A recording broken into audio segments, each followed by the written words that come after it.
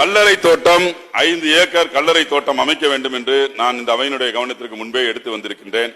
சில இடங்களிலே அதை தந்திருக்கிறார்கள். அதற்கான நன்றி தெரிவித்து, பல மாவட்டங்களில் இன்னும் அமைக்கப்படவில்லை. எனவே அந்த மாவட்டங்களிலும் கல்லறை தோட்டம் வேண்டும்.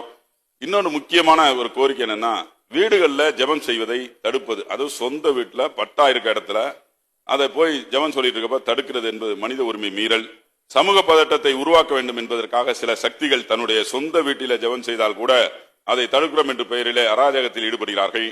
அந்த அராஜகத்தில் ஈடுபடுவதன் மீது குண்டர் சட்டத்திலே நடவடிக்கை எடுக்க வேண்டும். போலீஸ் அதிகாரிகள் சட்டம் ஒழுங்கு பிரச்சனை என்று சொல்லி 107 CRPF ஆர்டர் போடுறாங்க. முற்றுப்புள்ளி வைப்பதன் மூலமாக அரசு ஒரு வழிகாட்டுதலை காவல்துறை அதிகாரிகளுக்கும் மாவட்ட ஆட்சியர்களுக்கும் வெளியிட வேண்டும் என்று கேட்டுக்கொள்கிறேன். தலித்து கிறிஸ்தவர்களுக்கும் மன்னிய கிறிஸ்தவர்கள் ஏற்கனவே இந்த அவையில பேசியிருக்கிறேன். அதை இந்த ஒரு தீர்மானத்தை நிறைவேற்றி இந்த அவையில தீர்மானமாக நிறைவேற்றி ஒன்றிய அரசுக்கு அனுப்பி வைத்து அழுத்தம் கொடுக்க வேண்டும். தமிழ் மொழிக்காக தொண்டாற்றிய, இந்தியாவிலேயே முதலாக தமிழ் மொழி அச்சில் ஏற காரணமாக இருந்த பாதிரியார் சீகன் பால்க் அவர்களுக்கு தரங்கம்பாடியில மணிமண்டபம் அமைக்க வேண்டும். இன்னொன்னு கடைசி